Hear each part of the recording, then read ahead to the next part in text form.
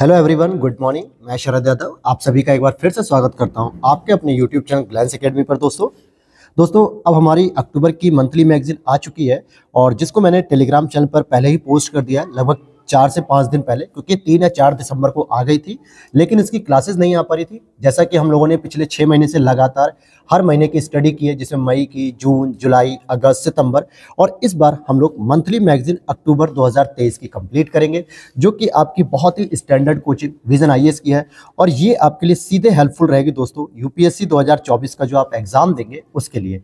तो आपने अभी तक अगर पिछली भी मंथ की अगर आप लोगों ने करंट अफेयर्स नहीं देखी है तो प्लीज़ आप लोग चेकआउट कर लीजिए। प्लेलिस्ट प्रॉपर तरीके से बना रखी है मैंने।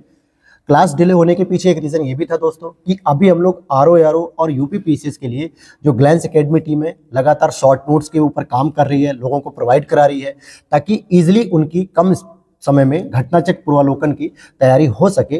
तो उसके लिए हम थोड़ा बिजी थे, लेकिन फिर भी अब हमारी यहाँ से रेगुलर क्लासेस शुरू हो जाएंगी, क्योंकि जो भी हमारे पुराने व्यूवर्स हैं, जो हमारे पुराने जो है कि फैमिली मेम्बर्स हैं, उन्हें पता है कि जब हम लोग करंट अफेयर्स की सीरीज शुरू करते हैं तो उसको कंटिन्यू पूरा महीने तक जो है कि कंप्लीट कर देते हैं, ताकि आप रिवीजन कर सकें और वो सारी चीज़ें आपको समझ में आ जाए। तो अगर चैनल पर पहली बार आया तो प्लीज़ चैनल को कर लेना सब्सक्राइब। डिस्क्रिप्शन बॉक्स में टेलीग्राम चैनल का लिंक दिया है, वहाँ से आप इसकी पीडीएफ डाउनलोड कर सकते हैं। तो आज हम लोग पढ़ेंगे दोस्तों, पहला इसमें सेगमेंट है आज जो हमारा, सबसे पहले क्योंकि हम लोग क्रम वाइज पढ़ते हैं, तो पहले हम लोग आज पढ़ेंगे पॉलिटी। और पॉलिटी में आप देखेंगे आज हम 4 टॉपिक कवर करेंगे। तो शहरी स्थानीय निकाय जो आपके नगर पालिका, नगर पंचायत है, इससे संबंधित बात करेंगे। वहीं राजनीति का अपराधीकरण, क्रिमिनलाइजेशन ऑफ पॉलिटिक्स, कैसे जो है कि राजनीति में, सांसद में, जो संसद विधानमंडल है, वहाँ पे जो क्रिमिनल रिकॉर्ड के लोग हैं वो लोग जो है कि पॉलिटिक्स में विजेता बन रहे हैं और उनकी जो है कि सत्ता चल रही है। वहीं कानून निर्माताओं की जो संसदीय विशेषाधिकार, आर्टिकल नंबर 105, 194, इसमें जो प्रोविजन है उसको पढ़ेंगे। और एक लास्ट टॉपिक आज पढ़ेंगे, अंतर्राज्यीय जल नदी विवाद है। तो ये तीनों चीज़ों को हम लोग कवर करेंगे और उसके बाद हम लोग कल की क्लास में ये शॉर्ट टॉपिक और लॉन्ग टॉपिक जो 3-4 हैं उनको कवर कर लेंगे। फिर उसके बाद हम लोग इंटरनेशनल शुरू करेंगे। तो चलिए शुरू करते हैं आज के टॉपिक को।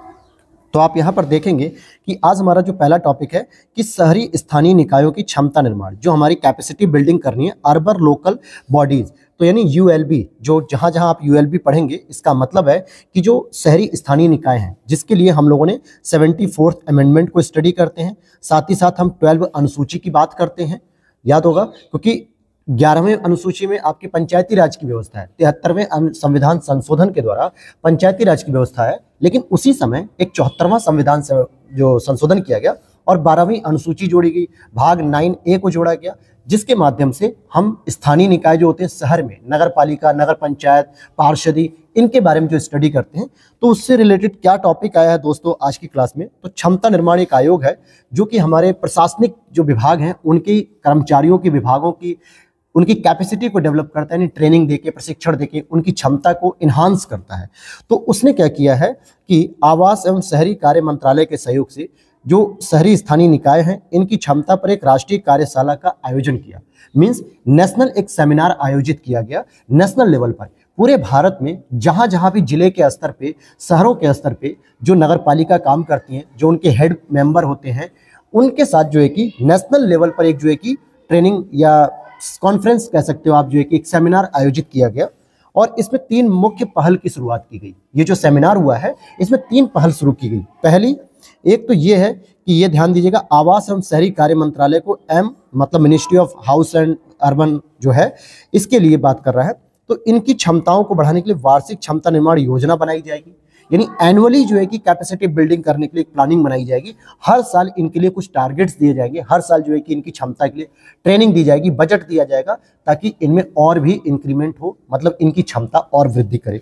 दूसरा 6 यूएलबीज, मतलब 6 शहरी जो स्थानीय निकाय हैं उनको पायलट के तौर पे जो है कि यहाँ पे अप्लाई किया जाएगा, जिसमें एक तो अहमदाबाद आएगा, भुवनेश्वर, मैसूर, राजकोट, नागपुर और पुणे। ध्यान देना, अगर आप गौर से देख पा रहे होगे तो ओडिशा को छोड़ दिया जाए तो मैक्सिमम आपको पश्चिमी घाट की तरफ मिलेंगे।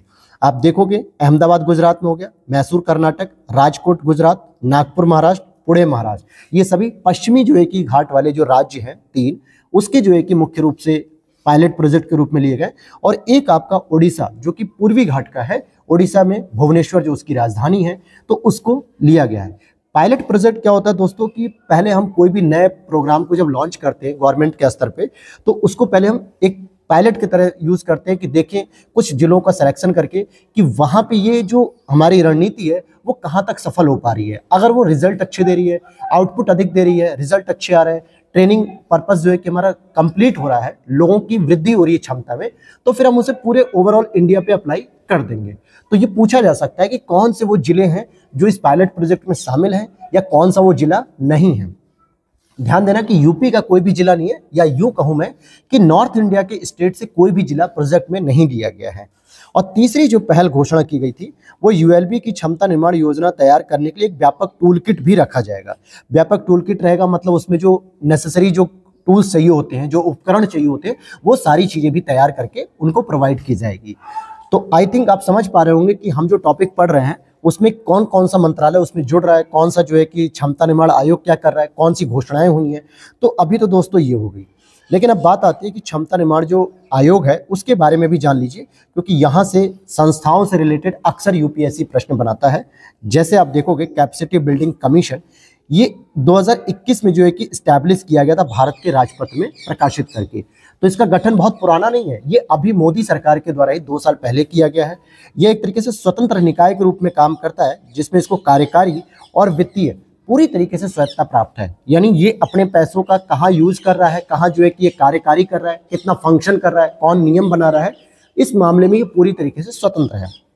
वहीं राष्ट्रीय सिविल सेवा क्षमता निर्माण कार्यक्रम मिशन कर्मयोगी का प्रमुख घटक है, और कार्मिक और प्रशिक्षण मंत्रालय, जिसको हम लोग डीओपीटी कहते हैं, द्वारा आयोग की सहायता की जाती है। डीओपीटी का जो हेड होता है दोस्तों प्राइम मिनिस्टर होता है। डिपार्टमेंट ऑफ पर्सनल ट्रेनिंग जो कार्मिक होते हैं उसका जो हेड होता है वो प्राइम मिनिस्टर होता है। तो इसके द्वारा प्राइम मिनिस्टर की जो डीओपीटी टीम होती है वो क्या करती है, इस आयोग का हेल्प करती है, सहायता करती है, गाइडलाइन देती है। और आप जो देखते हो यूपीएससी एस्पिरेंट जो ट्रेनिंग लेते हैं या जो भी काम करते हैं, तो उसमें भी इसका बहुत बड़ा रोल प्ले होता है, ताकि यूपीएससी एस्पिरेंट को हम जो सिलेक्शन होता है आईएएस आईपीएस आईएफएस वगैरह जितने भी रैंक अधिकारी, उनको हम ट्रेनिंग दे सके और बेहतर। लबासना की ट्रेनिंग अलग है दोस्तों, मैं ये अलग ट्रेनिंग की बात कर रहा हूँ जो अभी 2 साल से शुरू हुई है। वहीं इसमें एक अध्यक्ष होता है और 2 सदस्य होते हैं। भारत सरकार का जो संयुक्त सचिव होता है ग्रेड का अधिकारी, वो इसका सचिव होता है। ये चीज हो गई। कार्य अगर हम बात करें जिम्मेदारी, तो सरकारी विभागों, संगठनों, एजेंसियों के साथ उचित समन्वय स्थापित करना। अब जैसे सरकारी विभाग में आप डिफेंस को ले सकते हो, इंडस्ट्री को ले सकते हो, कॉर्पोरेट सेक्शन को ले सकते हो, टीचिंग डिपार्टमेंट ले सकते हो, किसी भी प्रकार के डिपार्टमेंट को लेके बाकी और जो एजेंसीज है, जो संगठन है, उनके बीच में कोऑर्डिनेशन एस्टैब्लिश करना, ताकि विभाग के जो कर्मचारी हैं वो एक दूसरे के साथ अपनी जरूरतों को, अपने स्किल को, अपनी आवश्यकताओं को साझा कर सकें। दूसरा, सेवा, जो सरकारी सेवा में जो कार्यरत मानव संसाधनों का ऑडिट करना। अब मानव संसाधन का मतलब क्या है, जो एम्प्लॉय होते हैं, जो गवर्नमेंट एम्प्लॉय होते हैं, जो कर्मचारी होते हैं, उनका ऑडिट भी किया जाता है। उनका वित्तीय ऑडिट नहीं किया जाता, बल्कि उनकी फाइनेंशियली के साथ साथ उनकी जो है कि कैपेसिटी बिल्डिंग देखी जाती है, वो कितना स्किल्ड ओरिएंटेड है, कितनी उनकी ट्रेनिंग हुई है, कौन से डिपार्टमेंट के लिए वो काम कर रहे हैं, वो अपना आउटपुट बेहतर दे पा रहे हैं कि नहीं, ये सभी चीज़ों की इसमें ऑडिट की जाती है इस आयोग के द्वारा। तो ये तो हो गई एक छोटी सी जानकारी। लेकिन वहीं अगर हम बात करें, अब हम शहरी स्थानीय निकायों के बारे में अगर बात करते हैं, तो अब यहाँ पर आप देखोगे शहरी स्थानीय निकायों के बारे में। हालांकि आपने तो पढ़ रखा है इसको, मैंने भी कई बार इसको करंट अफेयर्स टॉपिक में कवर कराया है कि कैसे जो है कि पंचायती राज के साथ नगर पालिकाओं का जो रोल होता है, ये सारी चीज़ें। लेकिन यहाँ पे इन शॉर्ट हम लोग कवर कर लेते थोड़ा सा।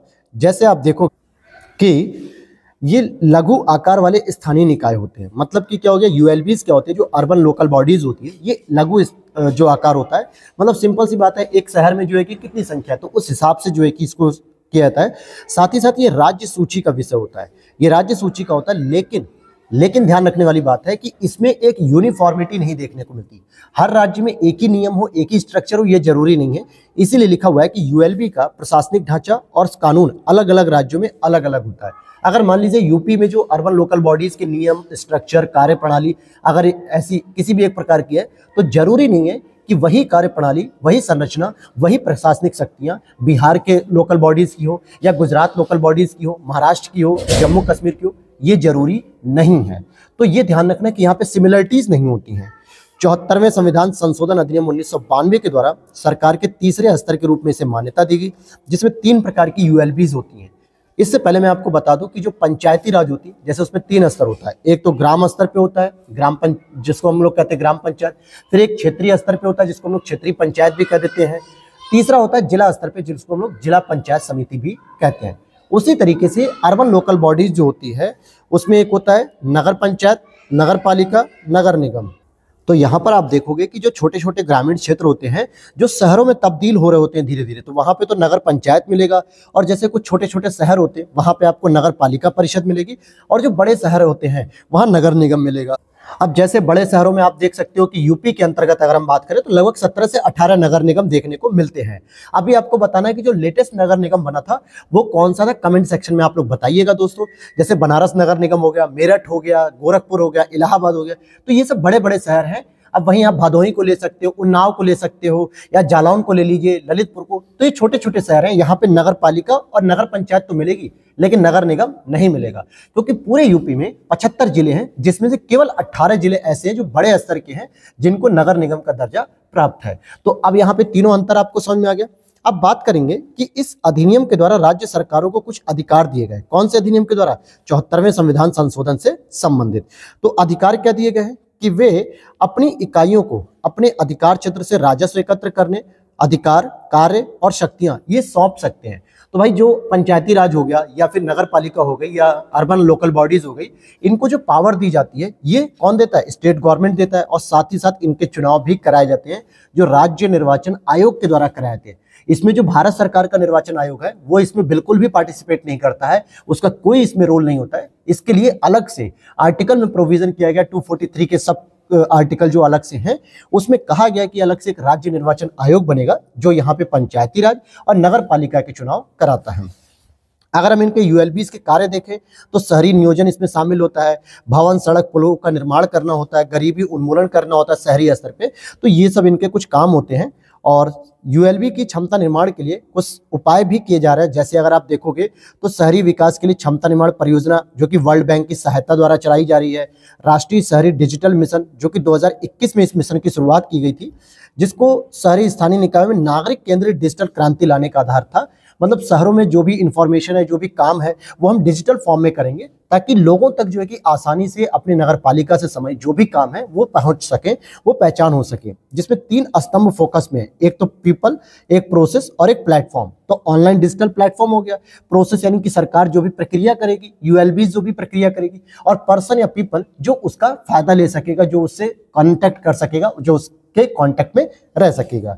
और वहीं एक और जो है कि उपाय चलाया जा रहा है, जवाहरलाल राष्ट्रीय शहरी नवीकरण मिशन। ठीक है, ये जो है कि शहरी अवसंरचना और सेवा वितरण प्रणाली में दक्षता लाएगा। अब शहरी अवसंरचना में क्या होता है? जैसे सड़क का निर्माण करना, रेलवे स्ट्रक्चर का निर्माण करना, जगह जगह सीवेज की व्यवस्था करना, बिजली की व्यवस्था करना, ये सभी चीजें शहरों के अंतर्गत, लाइट वगैरह लगाना, प्रकाश की व्यवस्था करना, कैमरे लगाना, सीसीटीवी, बसों का इंतजाम करना, हर एक चीज जो शहरी अवसंरचना को बाधा कर सकती थी उसका समाधान किया जाएगा और उनकी सेवा वितरण प्रणाली को भी डेवलप किया जाएगा, इन्हांस किया जाएगा। और अगर हम देखें कि इन सभी के बावजूद हमारे शहरी स्थानीय निकायों की क्षमता में कुछ चुनौतियां भी हैं। जैसे पहली चुनौती की कौशल की कमी है दोस्तों। जितने भी यूएलबीज में जो कर्मी लगे हुए हैं, जो काम करने वाले, जो ओल्ड एज के लोग हैं या जो यंग एज के लोग हैं, उनके पास स्किल का अभाव आज भी देखने को मिलता है। साथ ही साथ वित्तीय प्रबंधन और ई गवर्नेंस जैसे संबंधित कौशलों का भी विकास इसमें नहीं हो पाया है। बहुत सारे लोग जो है कि ई टेक्नोलॉजी, यानी कि अभी मैं कहूँ कि मेरे ही स्टाफ में बहुत लोग हैं जो सही तरीके से मोबाइल टेक्नोलॉजी का यूज़ नहीं कर पाते, लैपटॉप का यूज़ नहीं कर पाते हैं, और बहुत सारे ऑनलाइन प्लेटफॉर्म का यूज़ नहीं कर पाते हैं जो सरकार की वेबसाइट्स होती हैं, सरकार की योजनाएं होती हैं। तो कहने का मतलब कहीं ना कहीं इनमें जो भी लोग काम कर रहे हैं अर्बन लोकल बॉडीज़ में, उनके पास एक ये समस्या है। प्रशिक्षण पाठ्यक्रम यानी प्रशिक्षण संस्थानों की क्षमता निर्माण सीमाएं हैं, इन समस्या को और बढ़ा देती हैं। यानी कि ट्रेनिंग भी अगर होती है तो कंप्लीटली सही तरीके से ट्रेनिंग नहीं हो पाती, जिसकी वजह से इनके स्किल को और भी पीछे धकेल देती है, अर्थात ये और बैकवर्ड चले जाते हैं। हाँ, मैं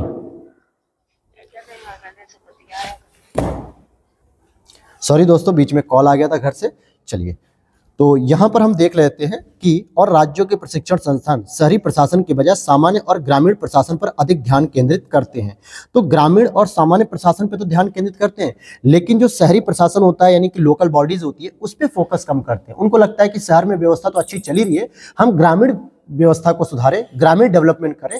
तो रूरल डेवलपमेंट तो जरूरी है ही है, लेकिन शहरी डेवलपमेंट भी हमारा जरूरी होना चाहिए। वहीं जागरूकता और भागीदारी की कमी, आप में से कितने लोगों को पता है कि तहसील में क्या क्या काम होते हैं, कितने लोगों को पता है? मैं कह सकता हूँ 50% लोगों को नहीं पता होंगे।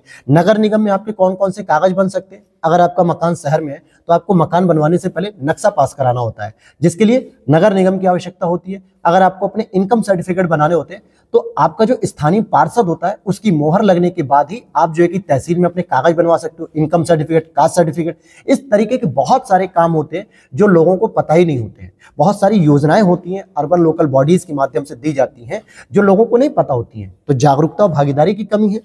अधिकारों का आंशिक हस्तांतरण, दूसरी चीज हमने पढ़ा कि 73वें और 74वें संविधान के द्वारा संशोधन द्वारा यह कहा गया कि राज्य सरकार के पास वो शक्ति है कि वो अपनी स्थानीय इकाइयों को कितनी पावर देंगी। तो भाई जो भी अर्बन लोकल बॉडीज है या पंचायती राज है, इनको राज्य सरकारों ने बहुत सीमित अधिकार दिए हैं। आपको पता है कि केवल 18 विषय दिए गए हैं, केवल 18 विषय अर्बन लोकल बॉडीज को, और 29 विषय दिए गए पंचायती राज को। सोचिए एक राज्य में, एक जिले में इतने हजारों काम होते, केवल आप 18 विषय दे रहे हो, उससे वो क्या कर पाएंगे? तो बहुत ही कम मात्रा में जो है कि हस्तांतरण किया गया है, और साथ ही साथ पर्याप्त वित्तीय अधिकार भी नहीं मिले इन्हें। कुछ जगह पे इन्हें टैक्स लेने की छूट नहीं है, कुछ जगह पे इन्हें चुंगी लेने की छूट नहीं है, कुछ जगह पे इनको पैसे कलेक्शन करने की छूट नहीं है। तो भाई जब वित्तीय समस्या भी होगी तो वो अपना डेवलपमेंट नहीं कर सकते। बहुत सारी ये इश्यूज आते हैं। और अनुदानों को जारी करने में देरी होती है, फंड्स का अपर्याप्त हस्तांतरण, करों की दर में संशोधन करने में देरी होती है। इन सभी वजहों से अर्बन लोकल बॉडीज के पास बहुत बड़ी समस्याएं बनी रहती हैं। फिर भी हम उसमें कुछ ना कुछ जो है कि हम आगे की राह निकाल सकते हैं। जैसे अगर हम देखें तो पहला काम होना चाहिए कि प्रशिक्षण दिया जाए, उनको समय समय पे जो है कि ट्रेनिंग देनी चाहिए। सरकारी संस्थाओं में, शैक्षणिक संस्थाओं में, नॉन गवर्नमेंट ऑर्गेनाइजेशन जो है, एनजीओ के माध्यम से। तो जब विभिन्न प्रकार के जो हितधारक होते हैं, विभिन्न प्रकार के जो सामुदायिक संगठन होते हैं, इनके माध्यम से जब इनको ट्रेनिंग देंगे तो विभिन्न पहलू से ये रूबरू हो पाएंगे और वहां पे अपने क्षमता विकास कर सकेंगे। दूसरा, पेशेवरों की दक्षता में वृद्धि करो, एक स्पेशल ट्रेनिंग दीजिए। जैसे कुछ लोग होते हैं कि केवल स्पेशल डिपार्टमेंट को संभालते हैं। मान लीजिए कि लोकल बॉडीज में अगर कोई ऐसा व्यक्ति जो केवल आईटी सेक्शन को देखता है, इंफॉर्मेशन टेलीकम्युनिकेशन को देखता है, तो उसको स्पेशली आईटीशियन के द्वारा, जो आईआईटी से पढ़े हों, जो कंप्यूटर साइंस से पढ़े हुए बच्चे हों या एजुकेटर हों, प्रोफेसर हों, उनकी ट्रेनिंग दिलवाइए ताकि वो प्रोफेशनली जो है कि अपने फील्ड में और अच्छा कर सकें। साथ ही साथ अगर आप देखेंगे कि जागरूकता पैदा करना, तो नागरिकों को संगठित करिए, उनकी सक्रिय भागीदारी सुनिश्चित करिए और जनता के बीच में जागरूकता भी फैलानी चाहिए। बार बार बीच बीच में सम्मेलन होने चाहिए, बीच बीच में हर महीने में 2 से 3 बार मीटिंग्स होनी चाहिए, जनता को बुलाना चाहिए, जनता दरबार लगाना चाहिए, ताकि अर्बन लोकल बॉडीज में अगर कोई कमी है तो वो सामने आ सके और उस कमी का फिर समाधान किया जा सके। और साथ ही साथ अगर जनता की निष्क्रियता रहती है, जनता सक्रिय नहीं रहती, सुस्त रहती है, तो उसकी वजह से जो लोकल बॉडीज है वो भी शोषण करने में पीछे नहीं रहती है। तो ये चीजें सही हो जाएंगी, राजकोषीय विकेंद्रीकरण हो पाएगा और तालमेल भी बैठाया जा सकेगा।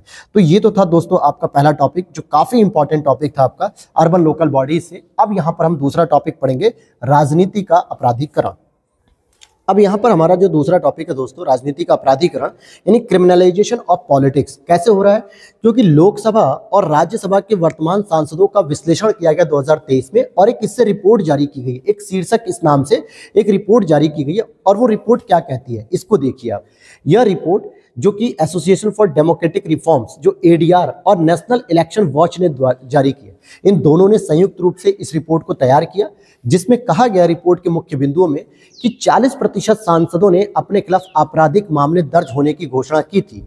जब वो सांसद बन रहे थे तो उन्होंने बताया कि 40% ऐसे सांसद थे, 545 और 245 को अगर हम जोड़ दें लगभग 780-90 के आसपास आएंगे, तो उसमें लगभग 40% सांसद ऐसे हैं जिन्होंने अपने हलफनामा में इन रिकॉर्ड को दिया। लेकिन उन्होंने ये भी कह दिया कि अभी तक मुझे कोई सजा नहीं मिली है या मेरे ऊपर अपराध घोषित नहीं किया गया है। लेकिन उन्होंने बताया कि हाँ, मेरे को इस मामले में एफआईआर हुई, किसी ने ये क्लेम किया, किसी ने ये क्लेम किया।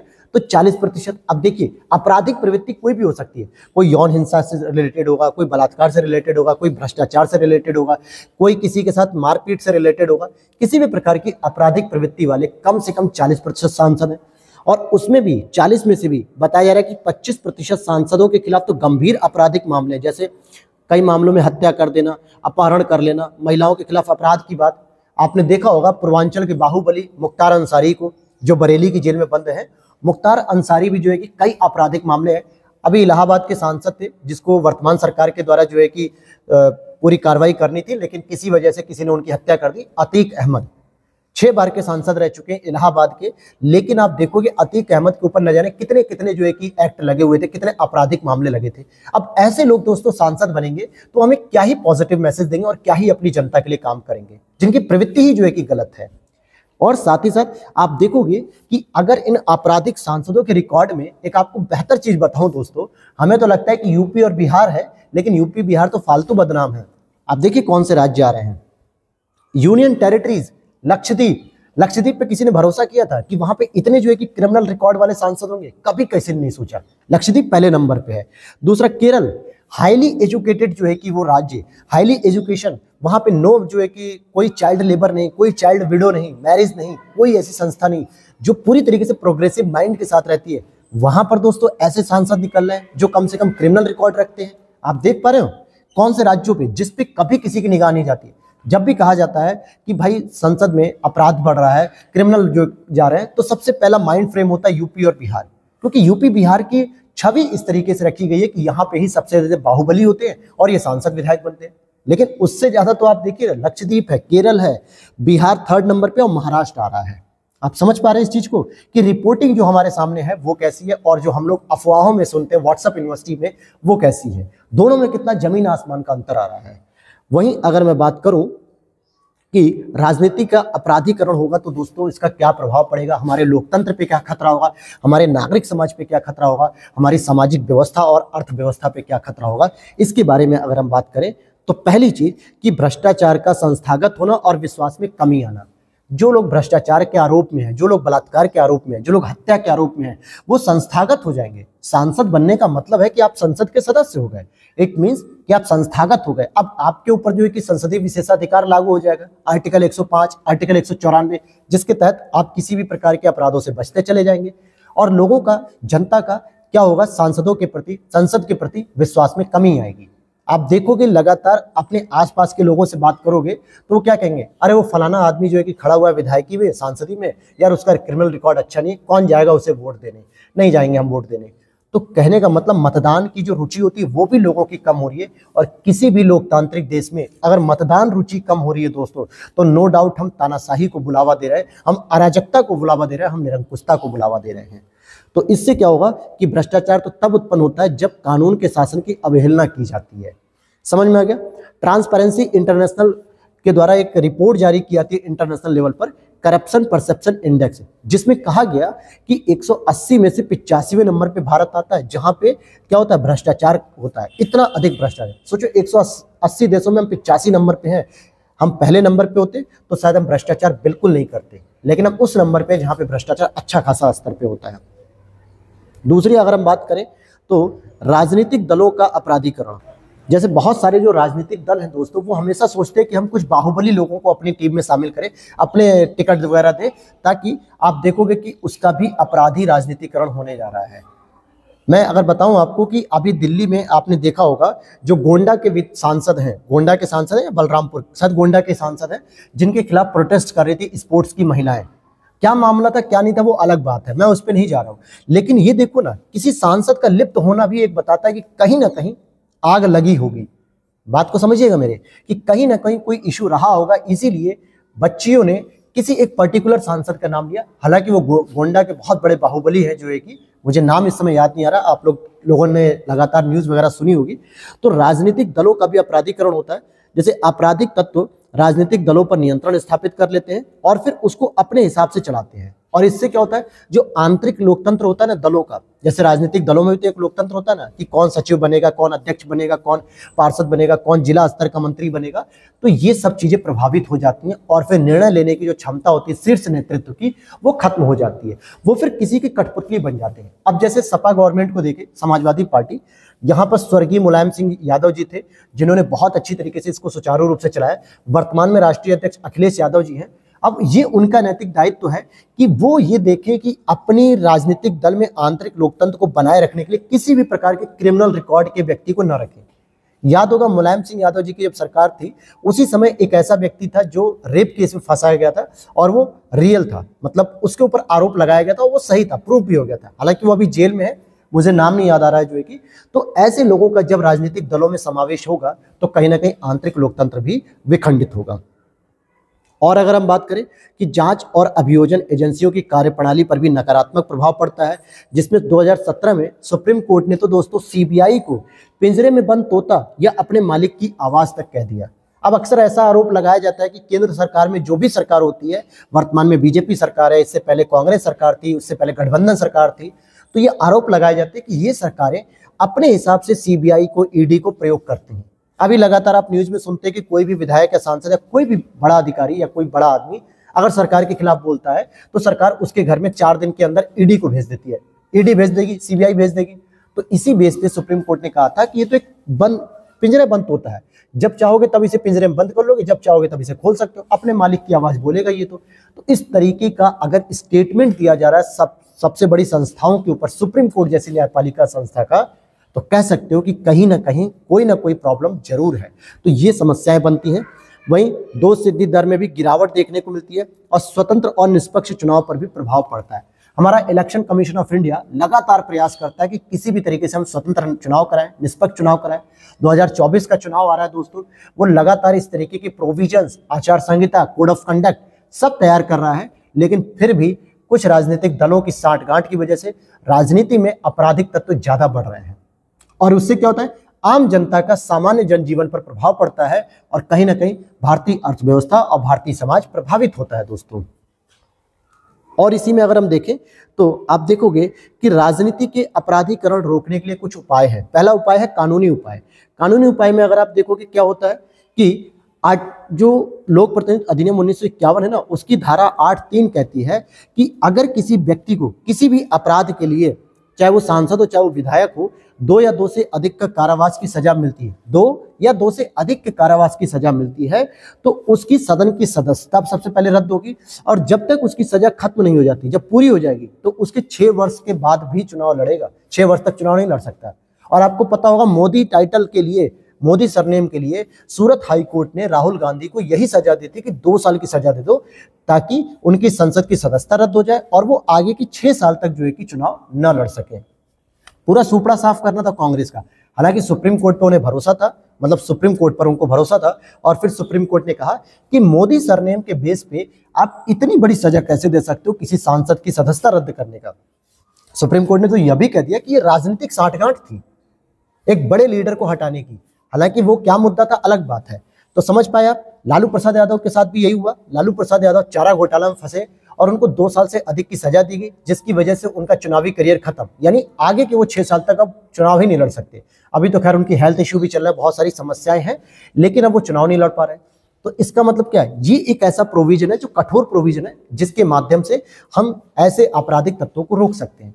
लेकिन इसका दुष्परिणाम भी तो है, जो वर्तमान में सत्ता में होगी, जो केंद्र में सरकार होगी, जो राज्य में सरकार होगी, वो इसका अपने विपक्षी दलों के ऊपर दुरुपयोग भी तो कर सकती है। राहुल गांधी के ऊपर दुरुपयोग ही तो हुआ, ठीक है। तो ये भी चीजें हैं। वहीं अगर हम देखेंगे कि न्यायिक निर्णयों की बात करें तो न्यायिक निर्णय कुछ ऐसे कहते हैं कि भारत संघ बनाम एसोसिएशन फॉर डेमोक्रेटिक रिफॉर्म्स, इस रिफॉर्म में सुप्रीम कोर्ट ने 2002 में निर्णय दिया था कि मतदाताओं को उम्मीदवारों के जीवन से जुड़े हुए हर पहलू को जानने का अधिकार है, जो कि उचित जानकारी रखने के अधिकार को आर्टिकल 19 के अंतर्गत जो है कि रखा है सुप्रीम कोर्ट ने। मतलब ये हम मतदाताओं का आर्टिकल 19 के तहत ये अधिकार है कि हम अपने उम्मीदवारों की पूरी जानकारी समझें कि वो किस जीवन से जुड़े हुए हैं, कैसा उनका सामाजिक जीवन था, कैसा उनका व्यक्तिगत जीवन है। ऐसा तो नहीं है कि बाहर जो है कि वो बहुविवाह करा रहे हैं, वो जो है कि बेटियों को शाबाशी दे रहे हैं और घर में अपनी ही बेटियों को, अपनी ही बहुओं को, अपनी ही पत्नियों को पीट रहे हों। तो ये तो व्यक्तिगत जीवन तो गलत है, फिर तो बाहर सामाजिक दिखावा है। और ऐसे बहुत सारे सांसद हैं, आप उनकी फेहरिस्त देख सकते हो गूगल पे जाके। वहीं आप देखोगे People's Union for Civil Liberties बनाम भारत संघवाद जो 2004 में था, उसमें कहा गया 1951 की धारा 33B को असंवैधानिक और असामान्य यानी अमान्य घोषित कर दिया गया। लिली थॉमस का केस दोस्तों याद रखना, लिली थॉमस बहुत ही इंपॉर्टेंट केस है। ये आपके इलेक्टोरल रिफॉर्म से रिलेटेड है, यानी कि चुनावी सुधार से रिलेटेड, जो कि 2013 में आया था और जिसने धारा 8(4) को ही असंवैधानिक घोषित कर दिया था। किसको अघोषित किया था, यानी अमान्य कर दिया था धारा 8(4) को। और इसमें 2-3 और न्यायिक निर्णय है दोस्तों, बस आपको याद रखना और इससे कोई रिलेटेड कोई प्रश्न नहीं बनता है, इसलिए इसकी डिटेलिंग मैं नहीं बता रहा हूं। पब्लिक इंटरेस्ट फाउंडेशन बनाम भारत संघवाद 2018, राम बाबू सिंह ठाकुर बनाम सुनील अरोड़ावाद 2020। ये इन केसेस को आप जब मेंस की आंसर राइटिंग कर रहे हो कि राजनीति का अपराधीकरण कैसे रोका जाए, उसमें क्या क्या न्यायिक निर्णय आ सकते हैं, तो आप इन चीजों को मेंशन कर सकते हो। बाकी प्रीलिम्स में यहाँ से कोई प्रश्न नहीं बनता है। और आगे की राह में अगर हम देखें तो पहली चीज कि दोषियों के चुनाव पर आजीवन प्रतिबंध लगा दो। आजीवन प्रतिबंध कैसे? अब जैसे राहुल गांधी हो गए या लालू प्रसाद यादव हो गए और भी कोई ऐसे केस हो गए, सपा गवर्नमेंट का प्रजापति नेता था, प्रजापति नेता है जिसके ऊपर वो आरोप लगा था रेप का केस का। ऐसे लोगों के ऊपर क्या करना चाहिए? ऐसे लोगों के ऊपर अगर कोई दोष सिद्धि होती है, कोई दोष पाया जाता है इस प्रकार के आपराधिक प्रवृत्ति वाले लोगों पे, तो उनकी 2 साल की सजा के प्रावधान को हटा दो कि 2 साल के बाद आप 6 साल तक चुनाव नहीं लड़ सकते। इस प्रावधान को हटा के आगे गिरा में हो सकता है उन्हें आजीवन बैन कर दो, वो कभी चुनाव लड़ ही ना सके। 6 साल 10 साल की प्रोविजन ही खत्म कर दो। तो ये भी एक अच्छा इनिशिएट हो सकता है। हाइब्रिड निर्वाचन प्रणाली दोस्तों, हाइब्रिड में क्या होता है? अभी हमारे यहाँ जो भी लोकसभा चुनाव होता है वो first pass the post system पे होता है, यानी कि जो सबसे अधिक मत पाएगा वो जीत जाएगा। लेकिन होना क्या चाहिए कि 75% सीटों का चुनाव तो ऐसे ही करो आप, जो सबसे अधिक वोट पाएगा वो जीत जाएगा। और 25% आनुपातिक प्रणाली के माध्यम से कि जितने भी राजनीतिक दलों को जितनी जितनी सीट मिली है उसके अनुसार उन्हें क्या करो, सांसद में विधायक या मंत्री जो भी बनाना है वो बना दीजिए। तो ये भी इससे क्या होगा कि जो अल्पसंख्यक वर्ग है, महिला वर्ग है, जनजाति वर्ग है, इनके लोगों को उचित प्रतिनिधित्व मिल पाएगा, ये रिजर्व्ड हो जाएगी एक तरीके से। तो ये भी एक बेहतर हो सकता है। झूठा हलफनामा दाखिल करने पे दंड करो। अगर मान लो कोई व्यक्ति सांसद या विधायक का चुनाव लड़ना चाह रहा है और उसने कोई एक हलफनामा दायर किया है और उसने बताया कि भाई मेरी संपत्ति इतनी है, मैं अपना पारिवारिक जीवन ऐसा है, मेरे घर में इतने लोग हैं, ये चीजें हैं, लेकिन अगर मान लीजिए 6 महीने, साल भर, 2 साल बाद अगर पता चलता है कि उसने जो भी हलफनामा दिया था वो झूठा दिया था, तो उसको तुरंत दंडित करो और उसकी चुनाव प्रक्रिया को तुरंत निरस्त कर दो। राजनीतिक दलों में आंतरिक लोकतंत्र होना बहुत जरूरी है, ताकि राजनीतिक दल आपस में भी अगर किसी पद पे किसी व्यक्ति को किसी चुनाव सीट का आवंटन करते हैं तो उसमें सभी की सहमति होनी चाहिए, जो कि आंतरिक लोकतंत्र की भूमिका निभाता है। और इसी प्रकार से लोक प्रतिनिधित्व अधिनियम 1950 में भी आवश्यक स्तर पे चुनाव में संशोधन किया जाना चाहिए, इस नियम में संशोधन किया जाना चाहिए। और अन्य सुधार के रूप में आप ये कर सकते हो कि जनता को वापस बुलाने का अधिकार होना चाहिए, राइट टू रिकॉल। अगर कोई नेता, कोई सांसद, कोई विधायक जनता के अनुरूप काम नहीं कर रहा है, अपने मैनिफेस्टो के अनुरूप काम नहीं कर रहा है, तो उसे राइट टू रिकॉल करने का अधिकार होना चाहिए जनता को, यानी उसको पद से हटा दिया जाए जो है कि। एक तो ये हो सकता है। वहीं चुनाव में राज्य द्वारा वित्त पोषण किया जाए, ताकि प्रत्येक व्यक्ति अपना जो व्यक्तिगत स्तर पे पैसा खर्च कर रहा है उसकी पूरी जानकारी मिल सके और त्वरित न्यायिक प्रक्रिया अपनानी चाहिए। ये सभी चीजें हमें करनी चाहिए। तो ये तो था आपका दोस्तों दूसरा टॉपिक। और अब हम पढ़ेंगे आपके कानून निर्माताओं की जो संसदीय विशेषाधिकार है, इस पर हम बात करेंगे। अब यहाँ पे ये जो संसदीय विशेषाधिकार का जो टॉपिक है ये चर्चा में क्यों आया, तो इसके बारे में जरा आप जान लीजिए यहाँ पर। क्योंकि जो मुख्य न्यायाधीश की अध्यक्षता के साथ साथ जो 7 न्यायाधीशों की संविधान पीठ का गठन हुआ, संविधान पीठ का गठन होने के लिए दोस्तों मुख्य न्यायाधीश के साथ कुल मिला के 5 न्यायाधीश होने चाहिए या 5 से ज्यादा होने चाहिए, तो उसको संवैधानिक पीठ कहा जाता है, कॉन्स्टिट्यूशनल बेंच कहा जाता है।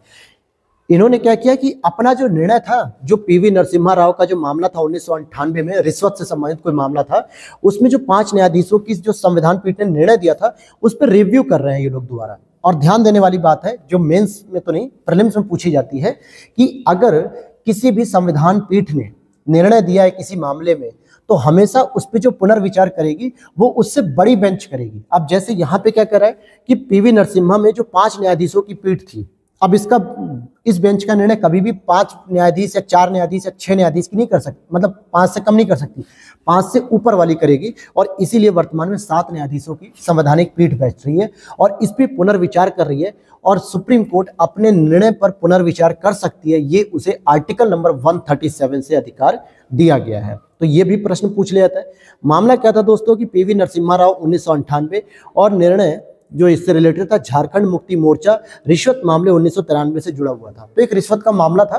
तो यहाँ पे हम पुराने केस को नहीं पढ़ेंगे, हम ये देखेंगे कि सुप्रीम कोर्ट का रिव्यू करने का जो अपने डिसीजन को रिव्यू करने का जो पैटर्न है उसमें क्या रिलेटेड हो सकता है, और साथ ही साथ जो भी इससे संबंधित मुद्दे हैं उसको हम लोग समझेंगे। तो जैसे अगर आप देखोगे कि संविधान के अनुच्छेद 105(2) और 194(2). 105 किसके लिए है? संसदीय विशेषाधिकार। अगर आप देखोगे तो सांसदों के लिए है, और 194(2) किसके लिए? विधायकों के लिए है। तो इनको कुछ कानूनी उन्मुक्ति संसद और विधानमंडलों में किसी भाषण या मत देने के लिए रिश्वत के आरोप में आपराधिक मुकदमे से संरक्षण देते हैं।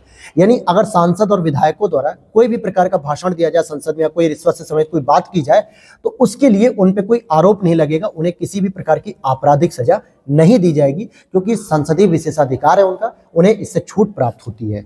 तो ये चीज हो गई। वहीं 105 और 194(2) कहता है कि संसद और विधानमंडल में सांसदों विधायकों द्वारा कही गई किसी बात के लिए उनके खिलाफ किसी भी प्रकार के न्यायालय में कार्रवाई नहीं की जा सकती। अब कोई सांसद या विधायक मान लो संसद में किसी भी प्रकार की बात करता है, चाहे वो सामाजिक दृष्टि से गलत हो या किसी भी दृष्टि से गलत हो, लेकिन उसे किसी भी प्रकार के न्यायालय में कोई सुनवाई नहीं होगी, कोई कार्रवाई नहीं होगी, क्योंकि वो संसद के अंदर बोल रहा था और ये उसकी संसदीय विशेषाधिकार है कि वो कुछ भी बोल सकता है। इतनी बात क्लियर हो गई। अब यहाँ पे हम समझेंगे संसदीय विशेषाधिकारों के बारे में, जैसे कि विधायिका के सदस्यों को प्राप्त कानूनी प्रतिरक्षा।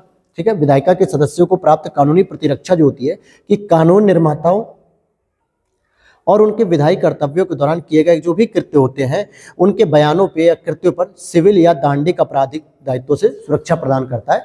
मतलब जो कानून निर्माता होते हैं, जो सांसद होते हैं, विधायक होते हैं, अगर उन्होंने सदन के दौरान कोई भी काम किया, कोई भी कृत्य किया, कोई भी बातें दी, कोई भी भाषण दिया, तो उस पर उन्हें कानूनी सुरक्षा प्रदान किया जाता है। और इसके 5 स्रोत होते हैं, कोई लिखित पैटर्न नहीं है, लेकिन 5 स्रोत हैं। जैसे संवैधानिक प्रावधान कुछ ऐसे बने हुए, आर्टिकल नंबर 105, 194। वहीं संसद द्वारा बनाए गए अलग अलग कानून जो इनके विशेषाधिकारों की सुरक्षा प्रदान करता है। दोनों सदनों के नियम, संसदीय परंपराएं और न्यायिक व्याख्याएं। कुछ जुडिशियल रिव्यू भी आए हैं, कुछ जुडिशियल डिसीजन भी आए हैं, वर्डिक्ट भी आए हैं न्यायपालिका के द्वारा, जिसकी वजह से इनके जो संसदीय विशेषाधिकार है उनको सुरक्षा प्रदान की गई है। अब यहाँ पे देखते हैं, केवल संसद को ही यह सुनिश्चित करने का अधिकार है कि सदन के विशेषाधिकारों का उल्लंघन या सदन की अवमानना हुई है अथवा नहीं। ये तो वही बात हो गई दोस्तों, उल्टा चोर कोतवाल को डांटे। जो चोरी कर रहा है वही अपने खिलाफ तय करेगा कि मैंने ये जो कृत्य किया ये सही किया है कि नहीं किया है। अब बताइए, सांसद ही या विधायक कृत्य कर रहे हैं, गलत कर रहे हैं, सही कर रहे हैं, इसकी परिभाषा भी वही लोग तय कर रहे हैं, संसद ही तय करेगी। तो फिर कहां से कोई व्यक्ति अपने आप को गलत ठहरा लेगा? तो संसदीय विशेषाधिकार के आधार पर वो बच जाएगा। और सदन का कोई भी सदस्य सभापति या अध्यक्ष की सहमति से विशेषाधिकार हनन से जुड़ा प्रश्न उठा सकता है।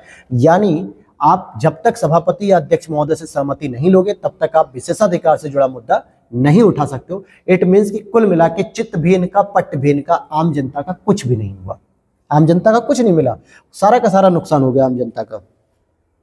और अगर हम आगे बात करें कि वे कौन से प्रावधान हैं जो सांसदों या विधायकों को अभियोजन से छूट प्रदान करते हैं, यानी किसी भी प्रकार की सजा से छूट प्रदान करते हैं, तो जैसे कि अगर आप देखोगे तो पहला कि आर्टिकल नंबर 105 संसद के दोनों सदनों और उसके सदस्यों से संबंधित है। आर्टिकल नंबर 194 विधानमंडल के सदनों और उनके सदस्यों की समितियों की शक्तियों और विशेषाधिकारों की उन्मुक्तियां हैं। तो ये इनकी वजह से जो है कि वो उनके ऊपर कोई भी कार्रवाई नहीं हो सकती, छूट मिल जाती है। दूसरा, कार्रवाई के प्रकाशन पर रोक लगाने का अधिकार, यह भी संसदीय विशेषाधिकार में ही आता है कि आर्टिकल नंबर 105 का 2 जो क्लॉज है वो कहता है कि कोई भी सांसद संसद के किसी भी सदन के प्राधिकार के तहत प्रकाशित किसी भी प्रतिवेदन, पत्र, मतपत्र, कार्यवाही के लिए उत्तरदायी नहीं है। अब मान लो किसी सांसद ने कुछ ऐसे जो है कि बयानबाजी दे दी जो अगले दिन कहीं प्रकाशित हो गई, या उन्होंने कोई ऐसे लेटर जारी कर दी जो कहीं प्रकाशित हो गई और वो गलत थे, और उसके खिलाफ अगर इन पे केस चलाया जाए तो वो क्या कहेंगे कि भाई ये तो संसद के द्वारा पारित किया गया है, संसद के अंदर बैठ के हमने पारित किया है, तो इस पर जो है कि आप किसी भी प्रकार का कोई केस नहीं चला सकते हो। वहीं 194 में भी जो है कि राज्य विधानमंडलों का भी सेम प्रोविजन है।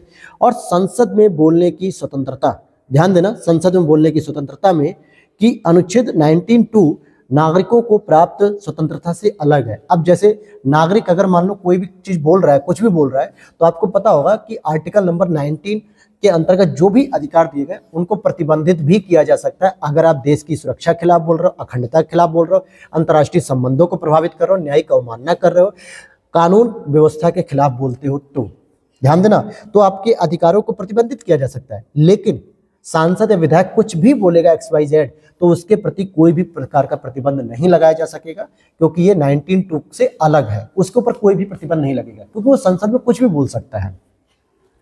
क्लियर हो गया? और उसकी कही गई बात पे किसी भी मत के संबंध में कोई न्यायिक कार्रवाई भी नहीं की जाएगी। तो ये डिफरेंसेस आपको समझ में आ गया।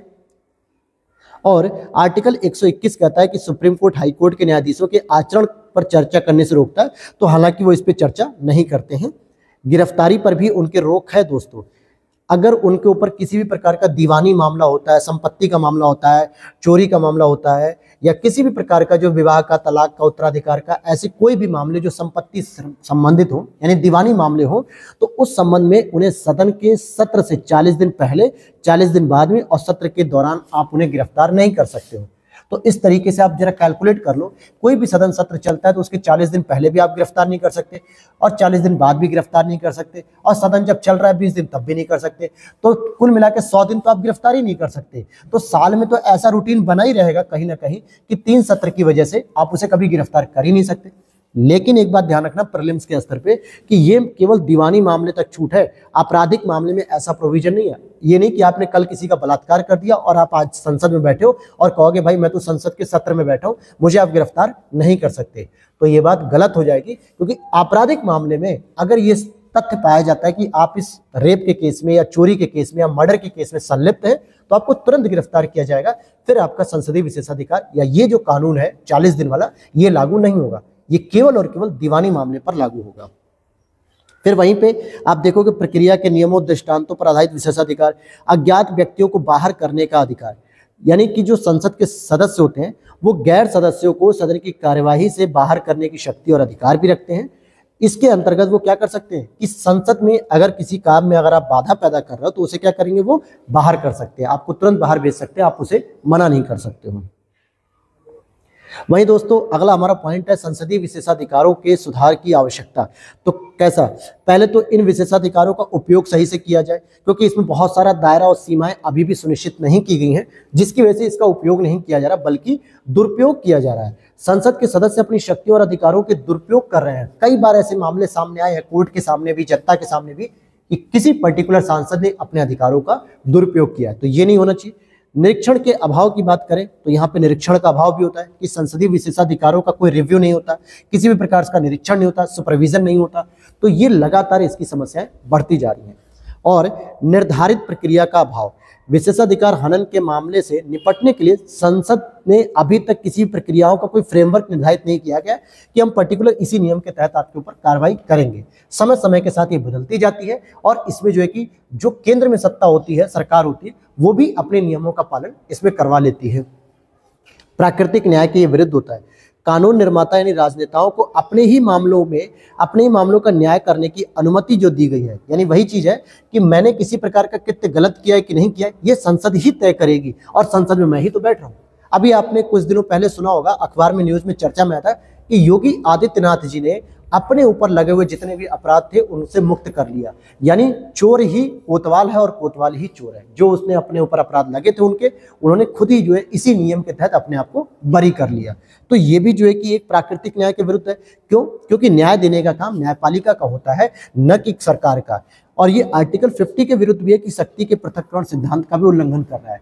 भाई न्यायपालिका का काम होना चाहिए न्याय देने का, विधायिका का थोड़े है कि सांसद अपने ही न्याय का निर्णय खुद कर ले। ये तो गलत बात है।